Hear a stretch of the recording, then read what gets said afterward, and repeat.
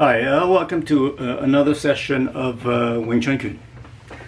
I'm going to constantly be doing this theme, which is fight natural. Okay, she's seen a lot of people on the internet whenever they go into a competition. They do this this robot Wing Chun stance, which they really misunderstood what Wing Chun is and how you use it. I in my Ma Sifu a long time ago, I asked him, so you're teaching me all this, tan, da, lap, da, chain punch. What do I do on the street when I need to defend myself and somebody fights me? And the smartest thing he said is, fight natural. Forget anything that you've learned in this class, just fight natural. Natural means fight the way you would fight. It doesn't matter what it is. Everybody's natural way of fighting is going to be different.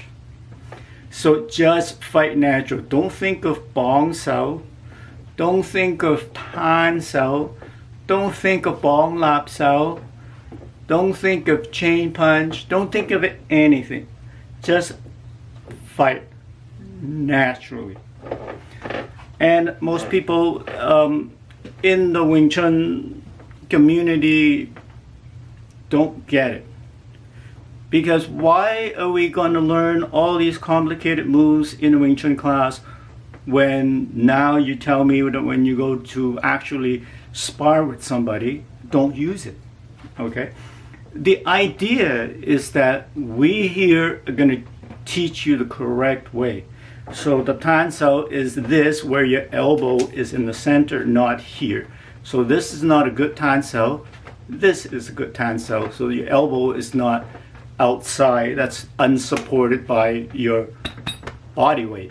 So your elbow for your tan sao has to be here, so that behind your elbow is the body, so that you can support what's coming at you.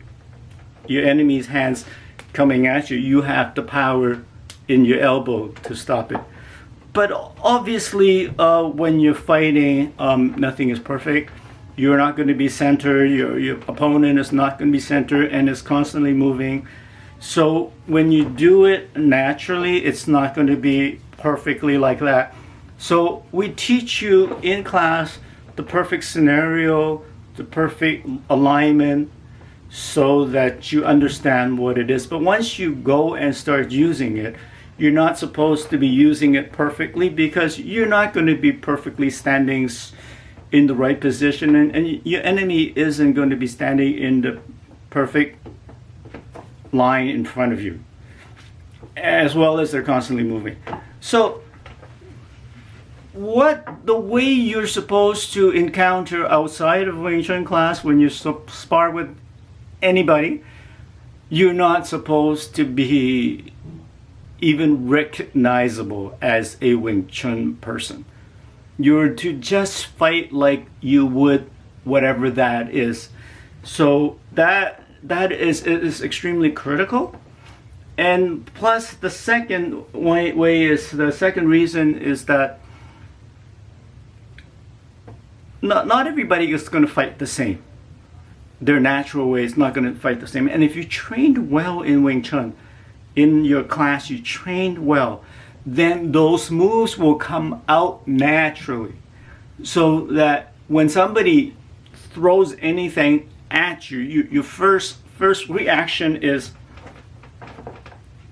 to throw both your arms or one of your arms out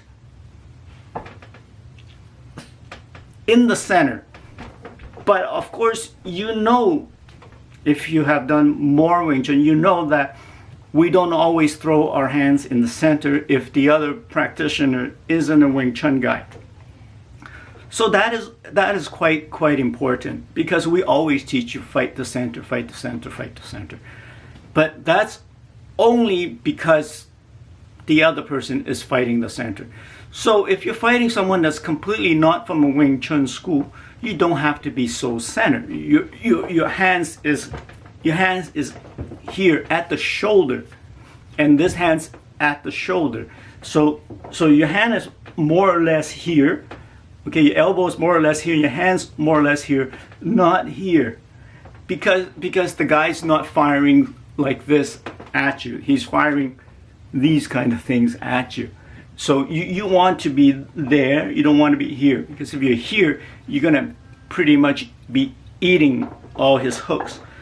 So if you've done your Wing Chun practice well and it's burned in to your natural reflexes, so when something comes up, you're just gonna go like that. So what is natural? Okay, so natural is my natural is not gonna be same as your natural. It's not gonna be same as his natural. So that is why there's a lot of controversy in Wing Chun techniques, because we teach you one way and you're supposed to go off and use it in a different way. So that's why there's a lot of confusion. A lot of people are still confused, and then that's why they go out and then they practice their Wing Chun against a friend and spar against a friend, and they're doing this kind of thing when somebody's like just hammering him with hooks. So it's true, most of what we do in class is against another Wing Chun person. Okay, why is that? Because we're a non-violent type of martial arts. We're not training only for self-defense. We're training for the study of Wing Chun. So if you know enough Wing Chun, you realize that if you want to not go higher level in Wing Chun, to study Wing Chun itself, and you just want to compete against other people, then you just work on the heavy bag and you just do tan da, lap da, tan da, and lap da, tan da, lap da, and then that's it. That's pretty much all you need. If you just perfect these two moves, you got it made. Because that will pretty much, tan da, lap da, and chain punch will take care of most of anything. So we wouldn't have anything to teach you if you come to class after a couple of months. You would have learned everything you need. So that's why in Wing Chun we like getting more complicated. We like the nuances of these techniques and learning a higher level of Wing Chun. That doesn't mean the higher level of Wing Chun is more useful. In fact, once you learn higher levels of Wing Chun, the techniques that we learn are actually not as useful, because that's what higher level is. It's like when you go to university and you learn about Shakespeare and you learn how to make poetry. That's a higher level of English, but nobody walks around the street and starts speaking poetry to each other. Nobody talks in Shakespearean language. What you learn in regular languages, things that you use in your daily dialogue, which is the simple stuff. So that's why, when you start sparring with somebody else, it's just tan da, lap da. So the tan da is not this kind of thing. Okay, it's not this stiff thing, right? So what is? Let me get rid of this thing here. What is a tan da? Okay, so this could be a tan da. Okay, so this.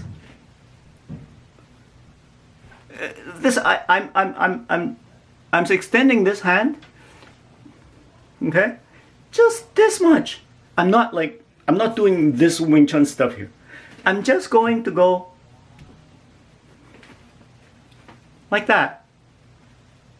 So this is a tan, or this could be a tan. Okay, this could be a tan too. But I haven't touched anybody, so this is still a tan before it gets to a tan. If I encounter something, then I can go like this with my hand. So that could be a time. So I'm just momentarily bringing my hand out, because not every time you're going to touch a hand. So if you don't touch a hand, you don't make a contact with that hand, you don't have to go like this, right? You don't have to do this, because I'm not touching anything. You only need to time when you touch something. If you don't touch an arm, you don't need to time. There's no need to, because there's nothing there.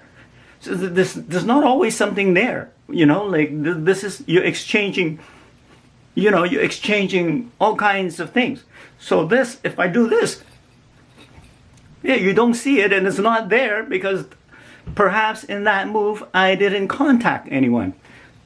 So for me, this would be a tanda. Okay? So in slow motion it would be this and this. So you can't really see. It could be just a jab because you really don't see it.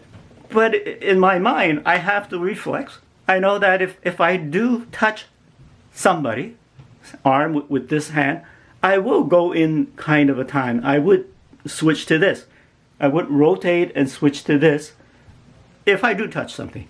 So that, to me, you know, it's a tanda, but it doesn't look like a tanda. It looks like regular boxing to somebody. But underneath these hands is my Wing Chun. Okay, so it's just like say a lap da, for example. So for me, a lap da would be this.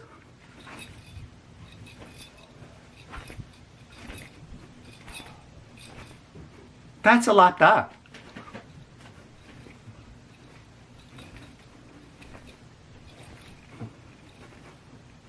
That's a lap da. It's not the, you know, it's not the something that you would see clearly. So I would throw this out and it would look like a jab, because it is and it could be. But as I get nothing and I come back, I loosen up my hand as it goes, and I loosen up my hand, and I don't have to completely lap, because like I said, I might not get an arm there.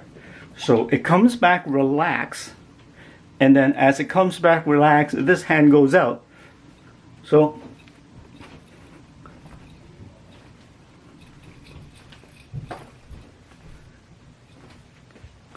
to me, that's a lap da.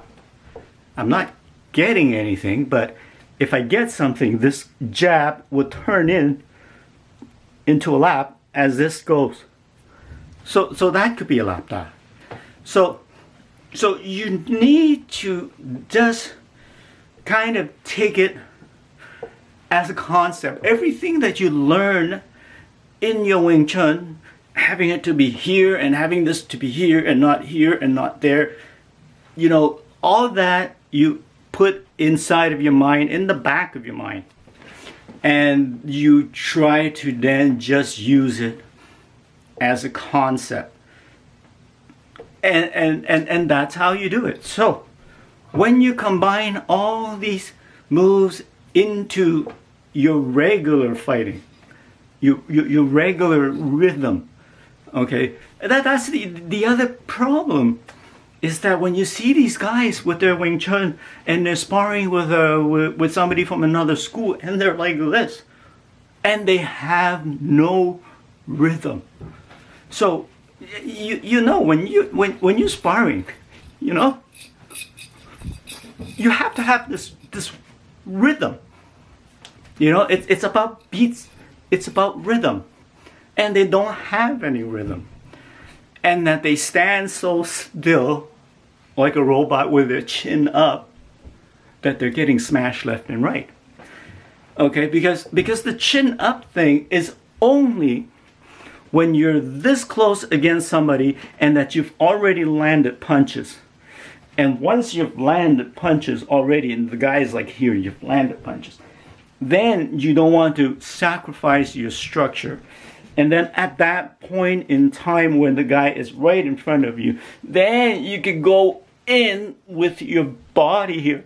And then as your landing punches, then you can put your chin up as you can push and punch your chain punch in as you can then now have the chin up. But you're not there to have your chin up all the time like this, where this is just, free for all. So that's why you have to incorporate your Wing Chun into your regular fighting.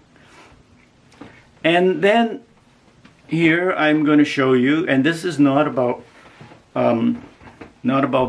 boxing, but once you develop your own style, how you can incorporate your Wing Chun into your regular fighting, then your Wing Chun can be more effective rather than this robot thing. And here I have a workout that I do. I did this hopefully to force myself to do it every day. I'm hoping that I could do this because with the pandemic, we're getting out of shape, staying home all the time. So this is not a how-to, but this video, the next 5 minutes, hopefully is here to inspire other people to get off their ass and do some punching. Now I use the dummy for the punching because I love the weight that is behind this. If you don't have a dummy, you can do it on a heavy bag. If you don't have a heavy bag, you could wear gloves, do it against a wall, or you could just do shadow boxing. So this is my way of translating what I know in Wing Chun into my regular freestyle boxing. So in it, I do have, lap dai, I do have tan dai, I do try to do some elbows. Okay, there's a lap, and then comes this elbow, and this is a lap, and then there's come this elbow, and after this elbow, you can constantly punch with the same hand. Chain punches, and I do weave and bob a little bit, so that you're not a stationary target. And this is a really, really good workout. So I encourage everybody to do some shadow boxing or some boxing. 5 minutes a day of intensive boxing. 5 minutes, and I don't think I would do well, but if you could do 3 sets of these a day, you'd be in good shape.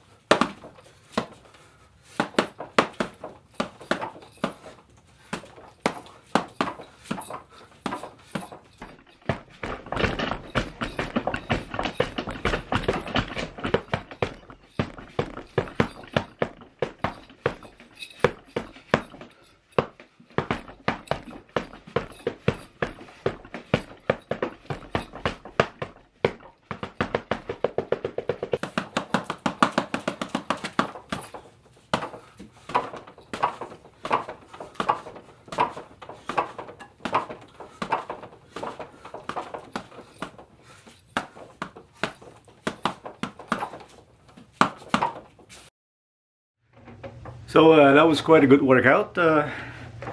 Hopefully that would inspire you to, you know, get off your butt and do some shadow boxing, because with the pandemic, it's really a challenge to try to stay in shape, because we're all stuck in the house.